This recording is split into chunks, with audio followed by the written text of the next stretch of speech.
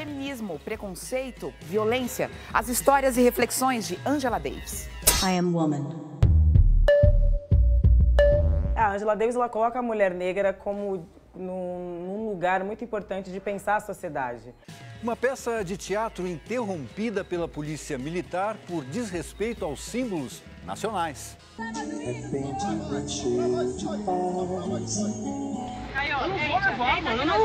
A gente vai todo mundo, vamos todo mundo, vamos todo mundo, vamos todo mundo. O álbum que celebra os 70 anos do poeta Antônio Cícero, Chico Buarque no teatro, e tem mais ainda nos palcos. Tem uma conversa surreal entre Freud e Salvador Dalí. Essa eu quero ver. Defina-se Dalí por Dalí. Dalí é uma explosão de genialidade. Que beleza!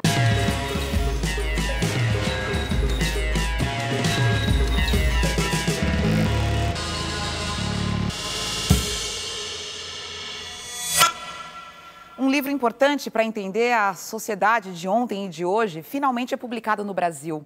Mulheres, Raça e Classe, lançado em 1981, é um retrato da situação dos negros dos Estados Unidos, mas também uma reflexão sobre racismo e machismo. A autora é Angela Davis, professora, ativista e que por 2 vezes chegou a concorrer à vice-presidência dos Estados Unidos.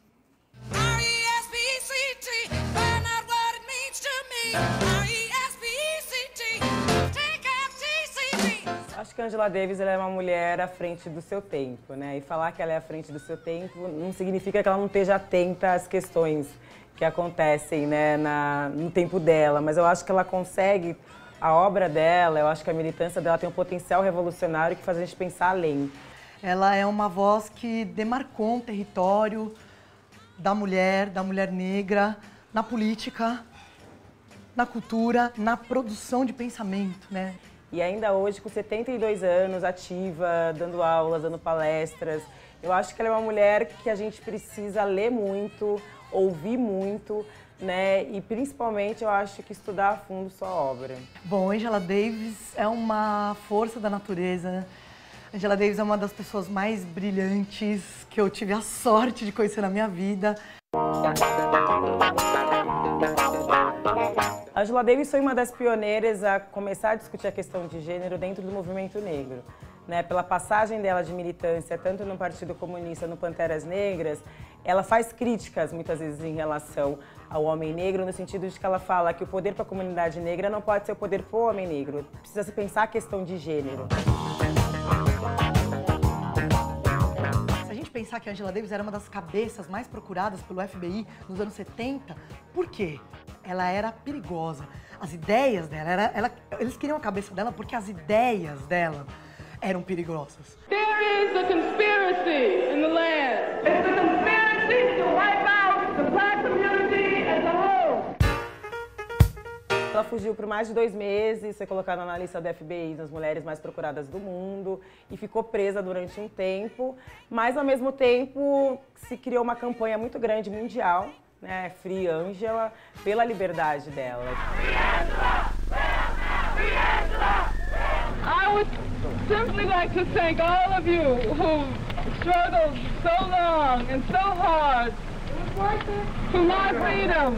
And I know that we're all gonna get out and start struggling for the freedom of all of our sisters and brothers. Now that we've won this victory, we know that there will be many, many more sweet victories for the people. Ela tem essa força da academia, de quem estudou, mas uma humildade para passar os conhecimentos. Então ela falava muito isso na época. A gente tem que fazer isso que a gente está discutindo aqui, chegar nas pessoas, pelo amor de Deus. A gente tem que considerar, eu lembro muito isso, a gente tem que considerar os saberes dos outros, que não são os nossos, que não é o da academia. A gente tem que começar a dialogar com as culturas populares, com as pessoas. A gente tem, senão a gente vai estar preso num castelo. I am woman. A Angela Davis ela coloca a mulher negra como num lugar muito importante de pensar a sociedade. Né? Porque ela fala, esse lugar que a mulher negra ocupa, por conta do machismo e do racismo, é um lugar de marginalidade, mas ao mesmo tempo esse lugar faz com que ela veja a sociedade de outra forma. Meu pensamento, o pensamento de várias meninas, de várias mulheres negras que estão encontrando viés para falar agora, dialogam com a obra da Angela Davis, com esse livro. Tem uma frase dela que eu gosto muito, que ela diz: a mulher negra, ela tem uma capacidade revolucionária e de mudança, porque ela teve que entender o homem branco, a mulher branca, o homem negro e se entender. Né? Então, uma vitória para a mulher negra, ela fala, é quase uma vitória para cada camada da sociedade. Acho que esse lugar que a gente está, de sofrer muitas vezes dupla, tripla opressão, faz com que a gente enxergue a sociedade de uma outra forma e pense em mudanças muito mais profundas e radicais.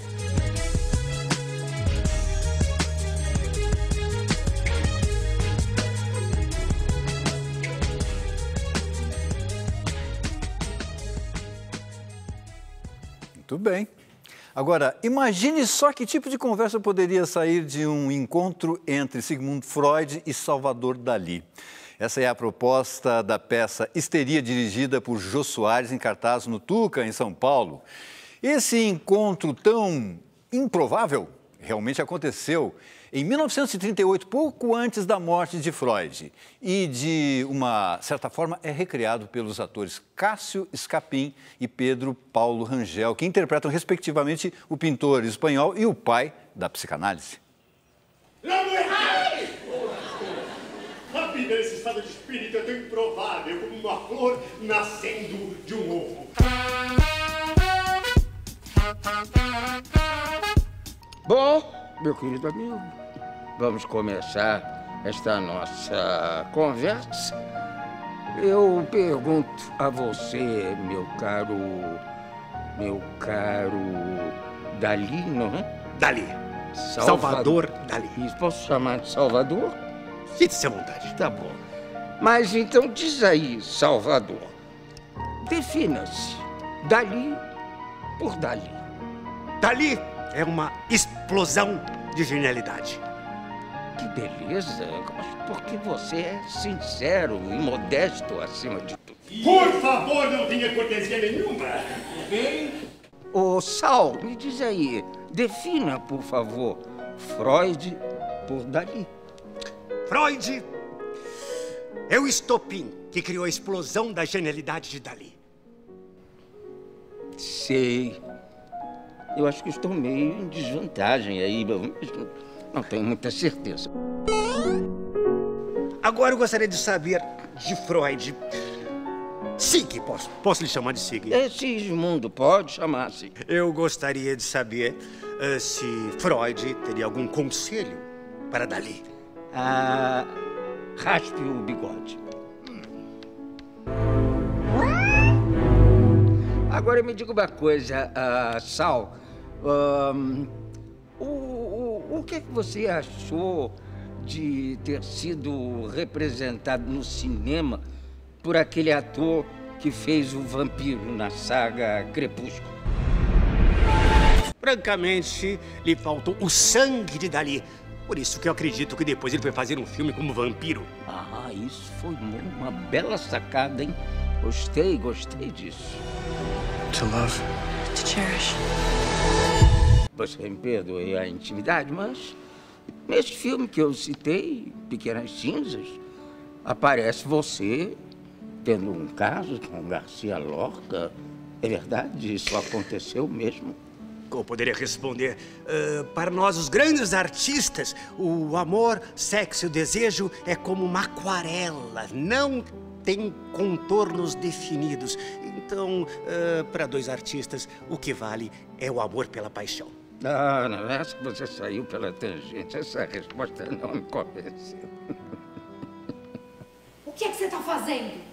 Está escrito aqui, acariciando gentilmente o bico dos seios. Não dos seus, dos meus seios. O que mais você gostaria de saber? Eu gostaria de saber, para Freud, o que é o amor.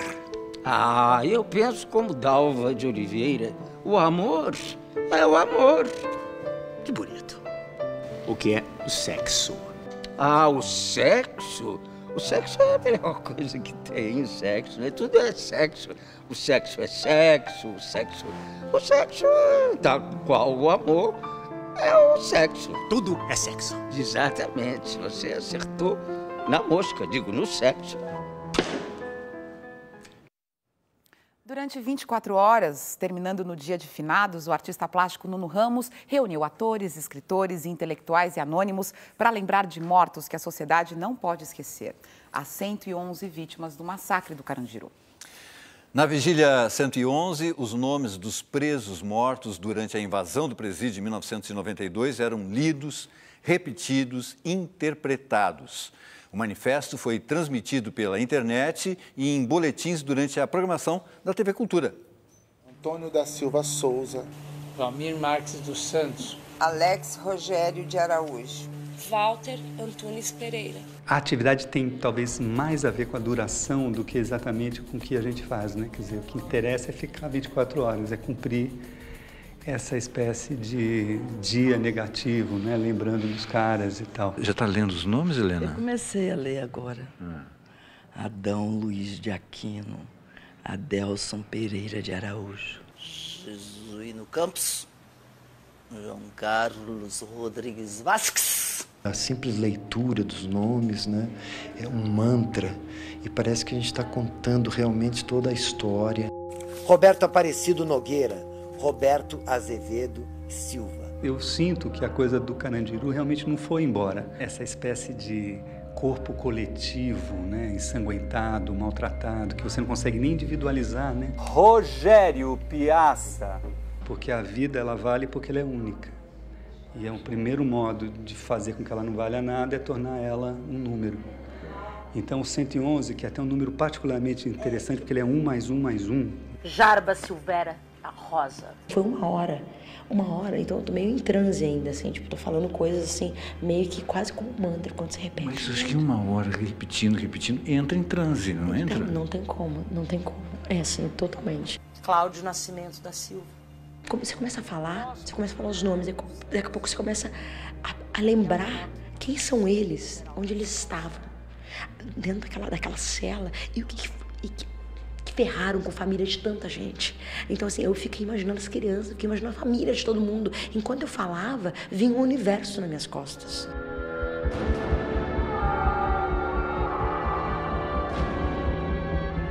Eu acho importantíssima essa vigília, né? Estou trabalhando, mas estou daqui em conexão direta com isso. Sou um artista que teve uma proximidade com essa história porque... Você participou do filme.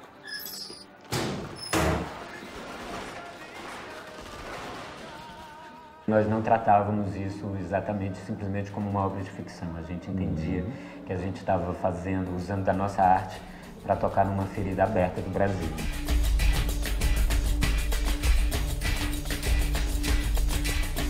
Eu acho que a gente está aí questionando o valor da vida, né? Que está acima de qualquer discussão, posição política, opinião.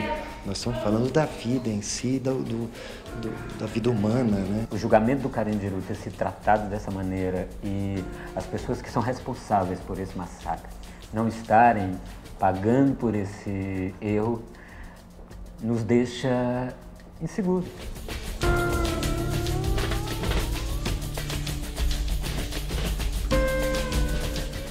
Mais uma vez, a atriz Juliana Galdino está irreconhecível nos palcos. Cabelos brancos, passos lentos, voz modificada.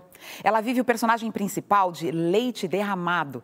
A montagem é uma adaptação do romance de Chico Buarque.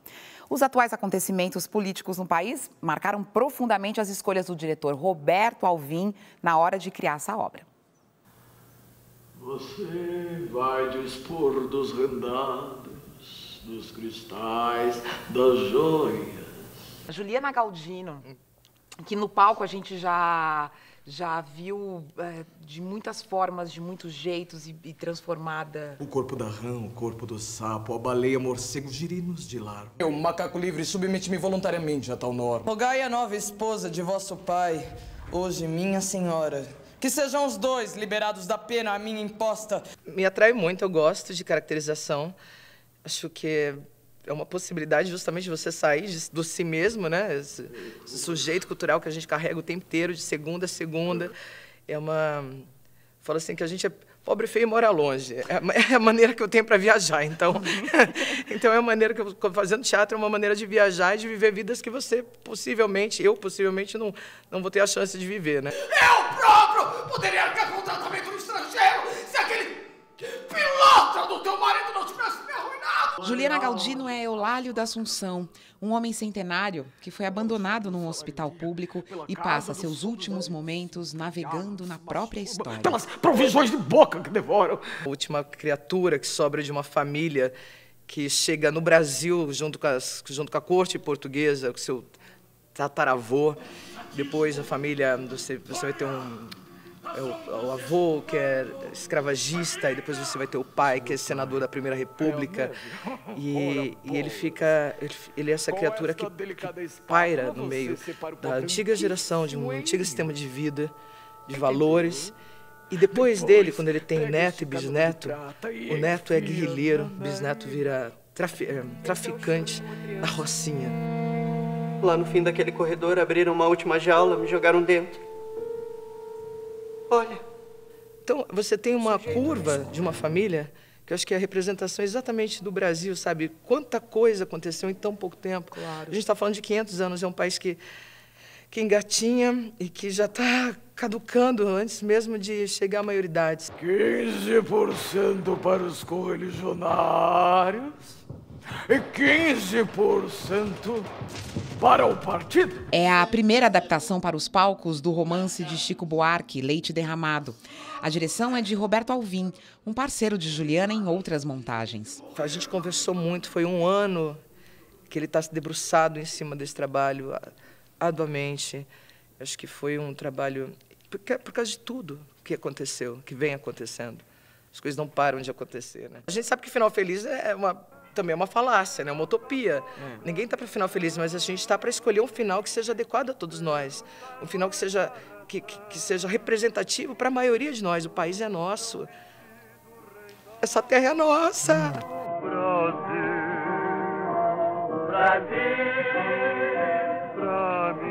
E fazer essa peça, o quanto é desgastante para você? Quando o Caio for embora, e antes de abrir a luz da Tainã, também dá uns 5 segundos. Eu acho que é uma qualidade de energia que é muito diferente das outras que eu fiz.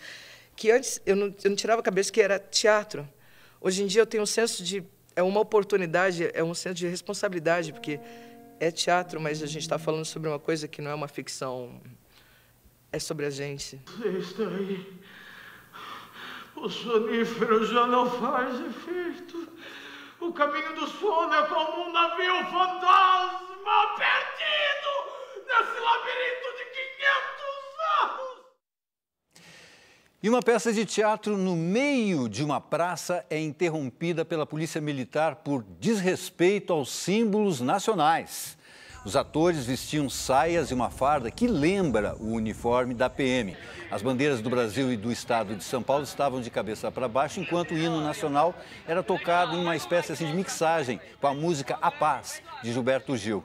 O diretor da peça foi preso. Tudo isso aconteceu há uma semana em Santos, litoral de São Paulo. Caio Martinez Pacheco, diretor da trupe Olho da Rua, foi liberado pela polícia horas depois. Só na delegacia, depois que eu estava lá já mais de meia hora, que eu fiquei sabendo que a acusação formal era de desrespeito com os símbolos nacionais, que no caso a gente utiliza o hino nacional intercalado com aquela música A Paz do Gilberto Gil para poder fazer uma cena que remonta a um processo de pacificação numa comunidade. E também a gente utiliza a bandeira do Estado e do Brasil hasteadas ao contrário, com uma crítica ao papel do Estado na sociedade no que tange os periféricos, jovens negros, que são números potencialmente altos de mortes pela polícia. Então, esses símbolos que a gente usa foram tipificados como desrespeito aos símbolos nacionais, sem levar em consideração que a sociedade que a gente vive hoje utiliza o símbolo nacional da bandeira para estampar chinelo, cueca, calcinha, biquíni, toalha, qualquer tipo de mercadoria, e isso é permitido. Quando a gente quer ressignificar dentro do campo das artes, a gente é enquadrado numa lei da ditadura militar, né? Pois é, o que é certo e o que é errado em toda essa história, hein?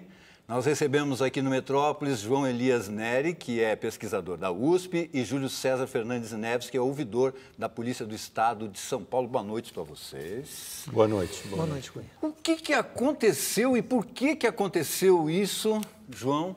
essa é uma contradição histórica. A arte precisa de liberdade e quer criticar a tudo e a todos, né? Se a gente olhar a cultura brasileira, nós temos críticas ao governador, ao presidente, a nós mesmos da mídia, e isso é normal. Acontece que nos ambientes não tão democráticos, isso não é possível. Então, nós passamos por 2 ditaduras no século XX e isso ficou muito marcado. E é um resquício, a legislação ainda permite e há pessoas que acham que podem interferir dessa maneira no campo da arte. Só para deixar claro, o Júlio é advogado, mas não é militar, inclusive não pode ser militar para ser ouvidor da Polícia Militar. Não é? Perfeitamente. Existe essa lei ainda? Porque essa lei é da época da ditadura, né? do respeito aos símbolos nacionais. Existe uma contravenção no artigo 35 das contravenções, que é a respeito dos símbolos nacionais. Mas, a bem da verdade, na realidade, eles não foram... O Caio não foi detido e não pararam o espetáculo pelo fato ali da bandeira, dos símbolos. Até mesmo porque ali, naquela hora, eu fiquei sabendo, e isso daí está retratado em alguns lugares, que uma voz, no fundo, alguém fardado, falou o seguinte, falou assim, soltou a seguinte frase: esse espetáculo aí é uma ofensa para o país. Então, significa que aquele cidadão que estava fardado interpretou aquilo ali como uma coisa que ele não aceitava, não é? Sim. Não aceitava. E a gente vê isso daí, na verdade, uma afronta para o direito de expressão. É uma coisa que não pode acontecer numa democracia, né? Claro. E realmente são resquício aí da época da ditadura militar. Isso está claro e prova é que tipificaram depois para até ter mais alguma coisa, como resistência, quando não houve resistência, como desobediência, quando não houve desobediência. Esse espetáculo passaram em várias... Faz mais de um ano que está acontecendo. Teve em várias cidades do interior do estado de São Paulo, Birigui, Araçatuba. E teve com o apoio do próprio governo de São Paulo. Com o apoio do PROAC, do próprio governo do estado de São Paulo. E houve problemas em alguns lugares, mas não desse tipo que houve em Santos. Houve lá em Araraquara e aqui em São Paulo, mas não nesse tamanho, nesse nível. João, você acha que foi uma ação isolada, como algumas pessoas dizem? Não. É uma coisa estrutural, né? O Estado ele tem uma contradição. Você tem uma Secretaria de Cultura que vai dar valor à cultura e às várias expressões. Numa sociedade multirracial, multicultural como a nossa, há uma diversidade de expressões. E você tem o aparelho repressivo dentro do próprio Estado. Então, esse aparelho repressivo, na ditadura, ele estava organizado de uma determinada maneira, muitas coisas sobreviveram à ditadura e, portanto, essa contradição ela é aparente, porque, na verdade, é o papel do Estado, ao mesmo tempo fomentar a arte e, ao mesmo tempo, exercer o controle por meio dos aparelhos de Estado. O que se quer, muitas vezes, quando a gente vê declarações do governador de Estado, do secretário de Segurança Pública, é dizer, não, isso foi uma ação isolada de um grupo de policiais. Mas, na verdade, há tantas ações isoladas que a gente vê que, na verdade, não é isso. Existe uma contradição evidente entre o espaço da cultura, que a cultura não quer ser cerceada, ela quer expressar a sua crítica à sociedade, e o espaço de uma cultura tradicional, uma cultura política tradicional e muito centrada no autoritarismo que é a cultura política brasileira. Você, como ouvidor, pode dizer para mim o que vai ser feito para que isso não se repita? Olha, o que tem que ser feito muita coisa para que isso não se repita, porque nós temos na Polícia Militar no estado de São Paulo em torno de 90 mil homens, né?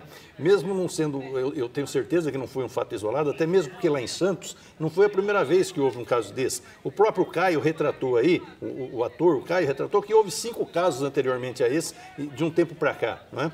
Mas o que precisa ser feito, na realidade, é conscientizar os agentes militares, agentes da Polícia Militar, que nós estamos numa democracia. E hoje nós não temos aquela censura da época da ditadura, não é? E tem militar que ainda não entendeu isso daí. Não são todos, mas tem aqueles que realmente não teve essa compreensão da democracia, né? Claro. No país democrático, a arte aí tem que correr solta, né? Não desse jeito que fizeram aí em Santos, que foi uma coisa muito triste, muito difícil para quem admira a arte compreender essa atitude brusca e intolerante da Polícia Militar. Claro. João, você é um pesquisador, um estudioso, pode falar muito bem para a gente da questão da censura que houve continua acontecendo ainda de alguma forma meio dissimulada, mas que era muito explícita durante o período da ditadura. A gente até pode colocar aqui um exemplo que ficou marcado na história do Brasil, que foi a censura aí por um grupo contra comunistas, paramilitares, né? Como é que era? Comando de caça aos comunistas. Comando de caça aos comunistas que invadiram a peça Roda Viva, em 1968, dirigida pelo Zé Celso Martínez Correia, e nós temos um trecho que vamos ver. Finita la sua canzone, vale retro, mas canzone que morra, que morra, que morra, que morra, que morra, que morra. A peça não tinha nada diretamente político. O que havia era uma montagem muito forte, era provocativa mesmo. E aqueles tempos eram duros, porque o AI-5, o ato institucional número 5, estava para estourar a qualquer hora. Então, em 68, e grupos de extrema-direita, paramilitares e tal, já estavam se preparando para partir para o pau.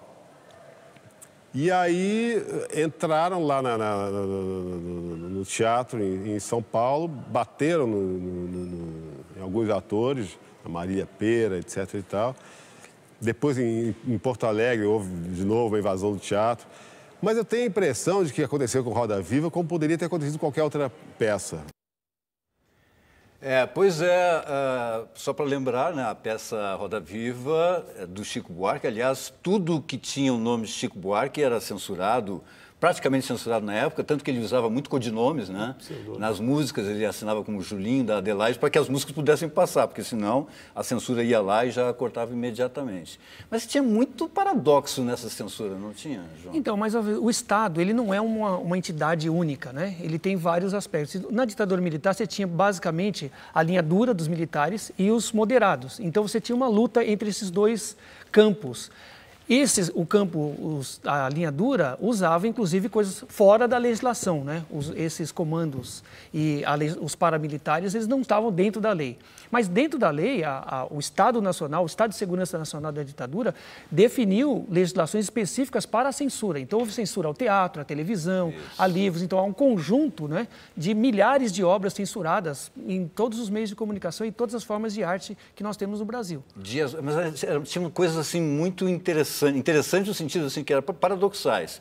O Dias Gomes lançava um livro que depois virou Roque Santeiro, vamos dizer assim, que é o berço do herói. O livro passava, mas aí a peça não podia ser montada. A novela era censurada. Então, é paradoxal e é bizarro, porque algumas coisas, assim, um livro não vai ser editado porque ele tem capa vermelha. Então, aí vai, Romeu e Julieta talvez não passasse porque tem a capa vermelha. Então, você tem, os critérios mudam, porque quem vai aplicar a legislação interpreta a sua maneira.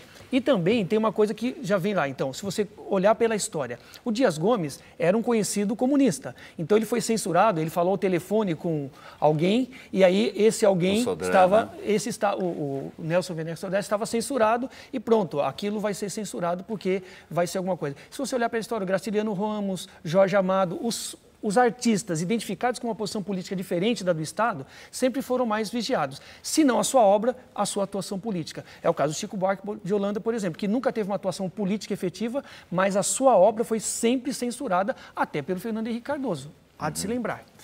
E de que forma que a polícia é orientada hoje em dia para as ações? Porque a gente vê aí que tem muito abuso, né?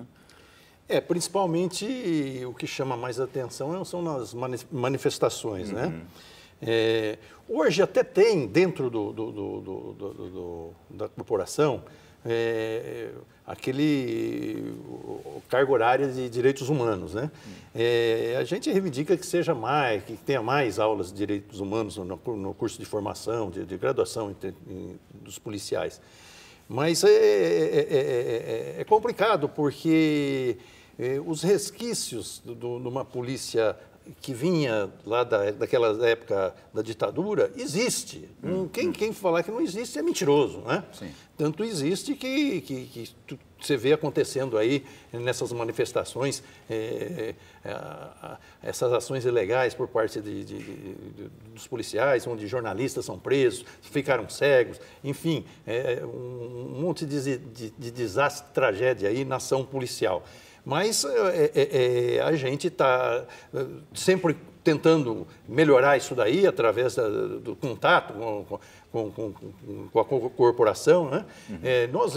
A gente sente que o comando da polícia tem preocupação nisso daí, mas não é só o comando que tem que ter preocupação, tem que ser aquele corpo inteiro, são quase 80, 90 mil homens aí na Polícia Militar. Isso é uma preocupação da ouvidoria. A ouvidoria é um órgão bem recente, faz 21 anos só, e até mesmo dentro da Polícia Militar você vê preocupação com a ouvidoria. Existe um projeto de lei hoje da bancada da bala para destituir o modo que o ouvidor, para mudar o modo de escolha do ouvidor. Para quê? Para que quem escolhe o ouvidor é o governo de plantão. Enfim, para o ouvidor ficar subserviente, ficar sim senhor, porque eles querem, né? E não conseguir cutucar. Né? Ninguém gosta de ser chamado a atenção, nem uma criança, nem um jovem, e muito menos um policial, mas às vezes tem necessidade, né? Tem necessidade. É necessário chamar a atenção desde a criança até o policial, exatamente. Inclusive. E a gente espera que isso não aconteça. E a ouvidoria está aí para isso, é o ombudsman da polícia. Exatamente. Né? E eu sou o porta-voz, o ouvidor está aqui no cargo, como porta-voz desse cidadão comum que não tinha voz, que não era ouvido e não tinha voz. O ouvidor representa esse cidadão da periferia, o negro pobre da periferia, que é retratado nessa peça que nós estávamos discutindo hoje. Retrata bem o que é esse cidadão que sofre, que morre lá na periferia e ninguém fala nada. Quando é aqui dentro no Jardim Paulistano, como houve aquela ocasião lá na época do Erasmo Dias, a sociedade aqui explodiu, né? Que eram aqueles 3 garotos do clube paulistano. Hoje a gente tem uma média de 800 jovens mortos aqui no estado todo ano e pouca gente reclama, fala alguma coisa, não apura, não depura, né? E nós estamos denunciando, a ouvidoria veio para isso. Ok. Bom, a gente espera que isso não aconteça, mas se acontecer de novo, nós aqui estaremos para falar e cobrar. Esperamos que não aconteça para o Metrópolis poder falar de arte. De arte de uma forma muito mais agradável, né? Muito obrigado pela participação de vocês, então. Nós que agradecemos. Muito obrigado. Obrigado. Daqui a pouco a Adriana Couto está de volta com música. Como você quer, não é? Música pra cima. Arthur Nogueira vem aí ao lado de Antônio Cícero para mostrar o álbum que celebra os 70 anos do poeta. Antes, vamos dar uma voltinha ao mundo das exposições.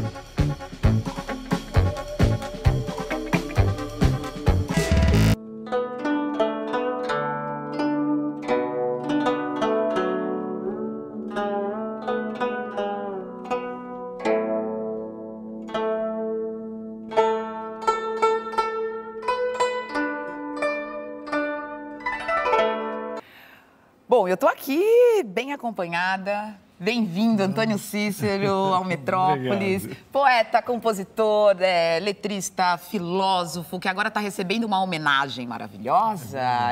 O Cícero ganhou um álbum todo dedicado a ele. Um álbum que só tem músicas que ele fez. O presente é do cantor paraense Arthur Nogueira. E o Arthur também está aqui para lançar esse álbum aqui em São Paulo. O Antônio Cícero olhando e participando. Tudo bem? Tudo ótimo. Então tá certo. Então, música de Antônio Cícero para Antônio Cícero no Metrópolis.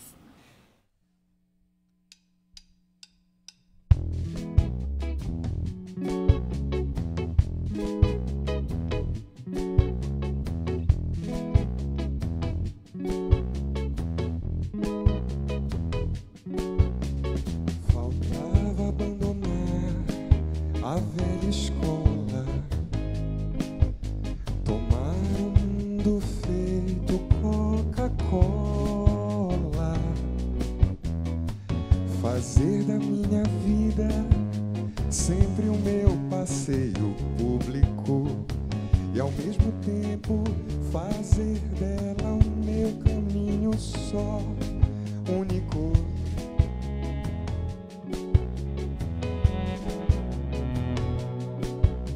Talvez eu seja o último romântico dos litorais desse oceano Atlântico. Só falta reunir a zona norte, a zona sul, iluminar a vida, já que a morte cai do azul. Só falta te querer, te ganhar e te perder. Falta eu acordar, ser gente grande pra poder chorar. Me dá um beijo então, aperta minha mão. Tolice é viver a vida assim, sem aventura, deixa ser pelo coração. Se é loucura, então melhor não ter razão.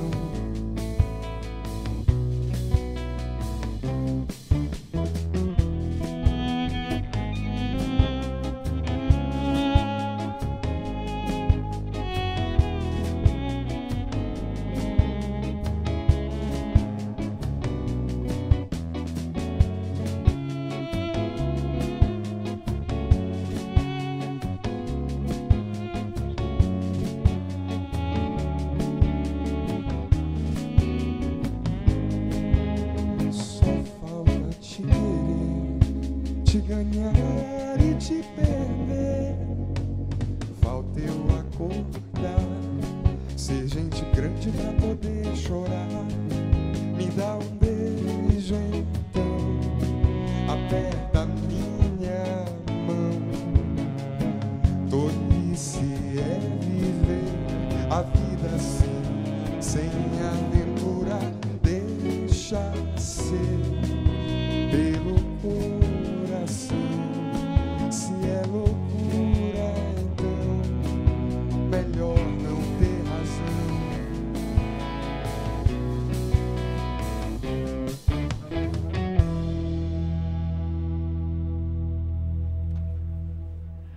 Arthur Nogueira canta Antônio Cícero no Metrópolis. Chega mais, Arthur. Que beleza. Que bom estar com vocês aqui juntos, porque eu estou me lembrando. Você aqui, Arthur, falando do seu trabalho, do seu disco da última vez que você veio ao Metrópolis e falando da importância do Antônio Cícero no seu trabalho, né? É verdade. Né? Dessa pessoa, desse poeta e desse letrista que tá na nossa vida, né? Que tá na... Tá, gente, eu aposto que você estava cantarolando em casa essa música. Na minha, desde os 13 anos, mais ou menos. Foi quando eu, por causa de um tio meu, que sempre me mostrou coisas de música e de literatura e tal. E aí um dia ele botou um disco da Marina e disse, ouve que o irmão dela é poeta, filósofo, faz as letras, olha que bom. Aí mostrou lá, e aí eu me lembro, nesse dia eu fiquei interessado no Cícero.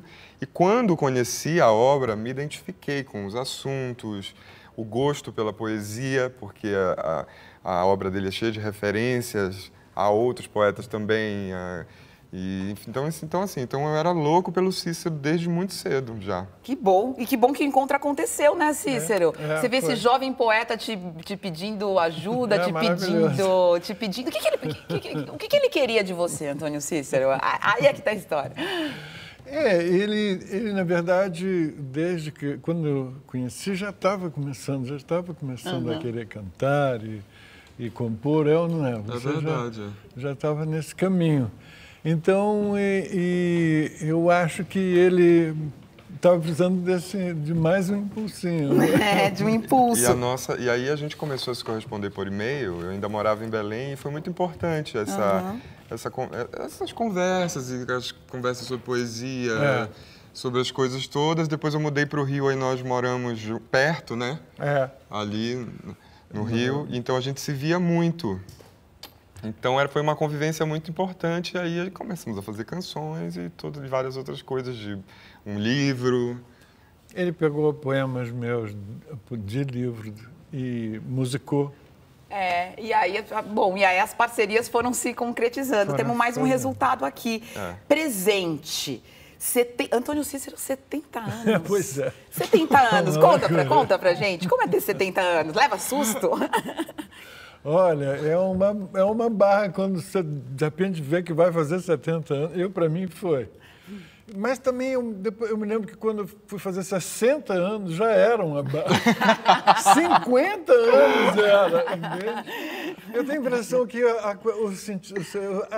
a ideia que a gente tem de tempo tem mudado muito, na verdade. Né? Muito. Então, por exemplo, eu me lembro que quando eu era garoto, quando você falava assim, uma balzaquiana, uma moça de 30 anos. Hoje, uma moça de 30 anos é uma moça, simplesmente. Né? Mas na época se falava como se fosse já uma coisa, entende? É engraçado, né? É verdade. E aqui, ó, no disco, é que não vai dar pra vocês verem aqui, que tá muito boa essa foto. É você muito pitico? Quantos anos? Não sei. Sei lá, uns eu era 5. bem garoto. E isso a gente era meu pai, eu e minha mãe. E meu irmão estava na água, só na praia. Né? Mas isso para mim, na verdade, essa época de ir à praia com meus pais, no Leblon, foi muito importante, porque eu nunca me esqueci de uma vez que eu estava na água com meu irmão e a gente voltou e eles estavam sentados assim, e eu ouvi meu pai mostrando a gente assim para a mamãe, dizendo assim, os inocentes do Leblon. E aquilo era de um verso do Drummond de Andrade. Né? Eu descobri depois isso, na época não tinha a menor ideia. Mas ficou na minha cabeça aquilo, os inocentes do Leblon. E fica depois na nossa cabeça, né? Com a voz da Marina, os inocentes. Acabei pondo na música. E essa música tá no show. Essa música tá no show, mas não no disco. Não no disco. Porque no disco não tem as composições que a gente conhece com a voz da Marina, né? Porque o que aconteceu? A história desse disco é assim. O Zé Pedro, que é o dono da gravadora Joia Moderna, por onde eu lancei o meu disco anterior, quando saiu, porque o nome do disco é Sem Medo Nem Esperança, que é uma parceria minha do Cícero, que foi gravada pela Gal. Então, por conta disso, da Gal ter gravado e da música ter sido muito bem recebida, o Zé ficou animado com essa nossa parceria e disse assim, eu acho que você tem que fazer um disco de Antônio Cícero. E ele já tinha feito um disco de Marina, Zé Pedro. Mas eu acho até bom também para a gente ter as outras canções do Aí Cícero. O Zé virou, como você é um novo parceiro, a gente podia pegar outros parceiros, que, por exemplo, o Último Romântico que eu cantei, pouca gente sabe que é do Cícero. Então a gente foi atrás desse repertório de canções. Então, por exemplo, tem 3 parcerias com a Adriana Calcanhoto, que eu acho que depois da Marina foi com quem você mais compôs. Mais importante. E você liga e desliga essa chavinha assim? Desliga o filósofo, entra o poeta, desliga o poeta, entra o letrista, desliga... Não, eu sempre digo que eu sou uma espécie de esquizofrênico. Quando eu estou fazendo uma coisa de poesia, por exemplo, escrevendo poemas, eu estou é um certo espírito estranho, em que tudo entra, tudo que eu sei, entendeu? Por exemplo, entra não só o meu intelecto, mas a minha emoção, minha sensibilidade, minha sensualidade, toda a minha memória, tudo pode entrar. Na filosofia é uma coisa mais puramente racional e intelectual, entende? Então eu sempre digo, às vezes acontece de eu estar fazendo uma coisa de poesia e ser levado, por alguma razão, ser levado para a filosofia e pronto. É como se, eu sempre digo, quando chega o filósofo, o poeta se manda. Tchau. Ele fala, não, acabou vou ficar por aqui, não. Aí vai ter que adiar o poema, vai ter que surgir em outro momento. É estranho. Para mim, eu sou esse... Tem gente que não é assim, mas eu sou esse tipo de... Eu fico, você que está tão perto da obra do Cícero também, né? E que te influenciou tanto. Você faz uma mistura, você tem uma promiscuidade maravilhosa de alta cultura, de pop, de baixa cultura, de não ter um pouco de rótulo de tudo isso, né? Isso que é bom. Isso é bom, né? Porque as letras são super pop. O que eu acho. Chega para todo mundo. Eu sempre brinco com isso, que foi alguém que disse que o Cícero é o único caso no mundo de um filósofo que tem a sua obra tocada no rádio diariamente. E eu adoro isso, porque quem conhece o Cícero... Quer dizer, isso é Zé Miguel Wisnik. Quem conhece o Cícero entende bem o que isso quer dizer, porque quando ele faz letra de música, ele tem uma preocupação para que aquilo que as pessoas possam entender, né? Que é outro tipo de preocupação do poema, que é completamente diferente da filosofia. Então, todas essas... Você sabe o que acontece? Eu nunca faço assim, escrevo uma coisa para ser uma letra, entendeu? Eu vou escrevendo para ser um poema. Agora, eu faço letra quando me dão uma música, entendeu? Aí quando alguém, a Marina, a Adriana, João Bosco, me dão uma melodia, né? Eu aí, a partir dessa melodia, ouvindo a melodia, influenciado pela melodia, influenciado pela pessoa que me deu, entendeu? Eu vou fazendo. Então, sai diferente do que é puramente feito para ser uma coisa que eu simplesmente fique na mesa escrevendo. Totalmente diferente. E no show... Tem a presença do Antônio Cícero lendo os próprios poemas e lendo também outros textos e outros poemas, referências suas, ligações com as músicas, é isso aí? Quando a gente se reuniu para pensar o roteiro do show, eu fui perguntando para o Cícero coisas, e aí ele foi me revelando. Ele falou, não, tem tal música que esse verso é uma citação ou uma referência a algum outro poeta ou algum livro ou um quadro, como Me dá uma referência, me dá um exemplo, porque aí a gente fica curioso. Por exemplo, tem uma música nossa, que é Antigo Verão, que o subtítulo é Embarque para Citera, que fala isso na letra. Porque Citera é a Ilha do Amor e tem um quadro. É a ilha, uma das histórias mitológicas, nem que se conta, é que Afrodite, que era Vênus, né, a deusa do amor, nasceu perto da ilha de Citera. E, na verdade, a ilha de Citera é considerada a ilha dela, a ilha do amor. E existe um quadro famoso, muito bonito, de Watteau, que é Embarque para Citera. São uma opção de pessoas, assim, homens e mulheres, entendeu? Esperando o barco para partir para o prazer. Opa, onde é? Onde a gente embarca? No Mediterrâneo.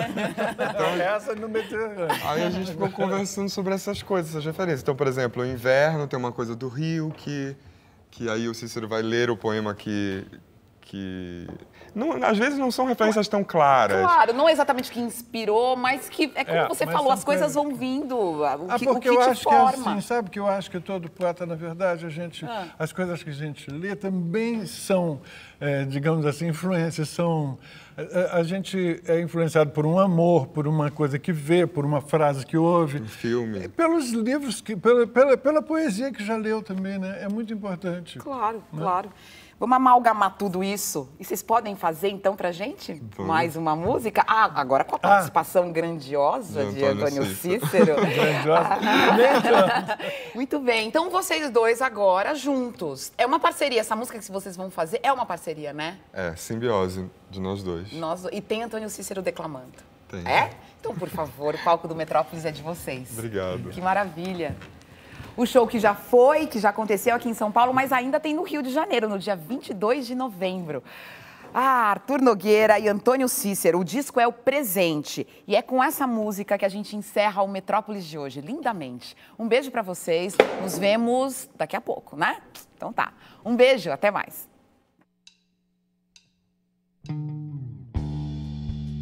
Sou seu poeta só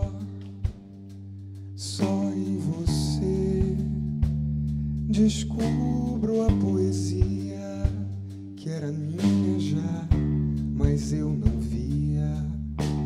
Só eu sou seu poeta, só eu revelo a poesia sua e a noite indiscreta, você de lua. Você de luz.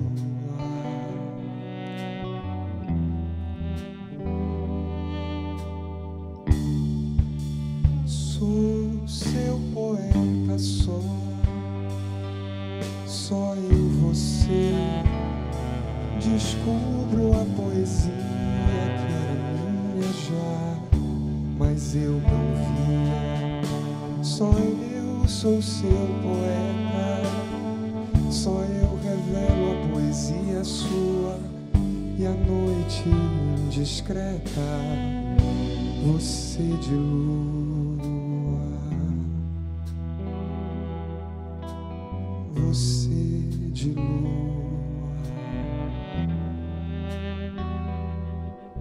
você de lua,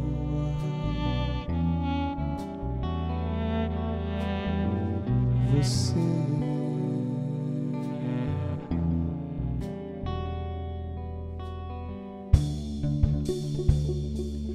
Os juramentos que nos juramos, entrelaçados naquela cama, seriam traídos se lembrados hoje. Eram palavras aladas e faladas não para ficar, mas encantadas voar. Faziam parte das carícias que por lá trocamos, sopramos, brisas afrodisíacas ao pé do ouvido, jamais contratos. Esqueçamos-nos, pois dentre os atos da língua houve outros mais convincentes e ardentes sobre os lençóis, que esses, em futuras noites, em vislumbres de lembranças, sempre nos deslumbrem.